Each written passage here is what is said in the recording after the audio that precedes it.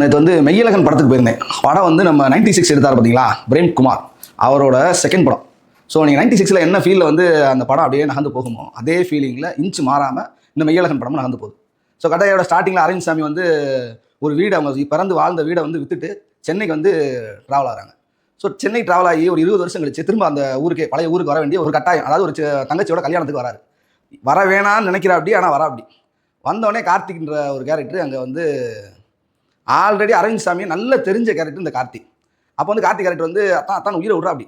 ஆனால் அரவிந்த் சாமிக்கு இவன் யார் அப்படின்னு வந்து ஐடென்டிஃபை பண்ண முடியல. ஏன்னா 20 வருஷம் நைட்டு ஃபுல்லாக வந்து ஃபுல் ட்ராவல் ஆகி கார்த்திக் வந்து தன்னோட ஃபுல் அன்பையும் தன் ஃபுல் ஆதரவு பயங்கரமாக, நான் உன்னை எப்படிலாம் ரசிச்சிருக்கேன், நீ சின்ன பெரியால நீ எப்படிலாம் இருந்தனே அப்படின்னு அத்தான் நிறைய விஷயங்களை சொல்கிறாரு. ஆனால் எதுவுமே அவனுக்கு கிளிக்காகவே இல்லை அரவிந்த் சாமி.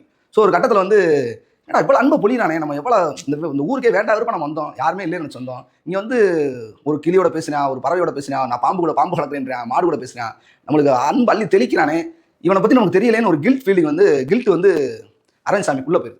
ஸோ சொல்லாமல் கொள்ளாமல் போயிடுறாரு ஊருக்கு, சென்னைக்கு. ஸோ அதுக்கப்புறம் வந்து இந்த அரவிந்த் சாமி வந்து கார்த்திட்ட போய் உனக்கு தெரியுதா அப்படின்னு சொல்கிறாரா, இல்லை அவங்க ரெண்டு பேரும் திரும்ப கனெக்ட் பண்ணி பேசிக்கிறாங்களா அப்படின்றது தான் கிளைமேக்ஸ். படத்தோட நகர்வு வந்து ரொம்ப சூப்பராக இருக்கும். நம்ம வந்து எதிர்பார்க்குற மாதிரி ஒரு 2 பேரை வச்சு எப்படா நகர்த்த முடியுன்ற மாதிரி இல்லாமல் நம்மளை வந்து உட்கார வச்சிருக்க 2 மணி நேரம் வந்து பிரேம்குமார் வந்து ஹேட்ஸ் ஆஃப் தான். ஸோ ஓவராலாக வந்து படம் வந்து ஒரு ஃபீல் குட் மூவி. நீங்கள் தேட்டரில் போய் நல்லா ரசிக்கலாம். அடுத்து இதே மாதிரி ஏதாவது ஒரு படத்தோட உங்களை திரும்ப சந்திக்கிறேன். அன்டில் பாண்டி. சொந்தம் யார்தான் இவனோ எதிர்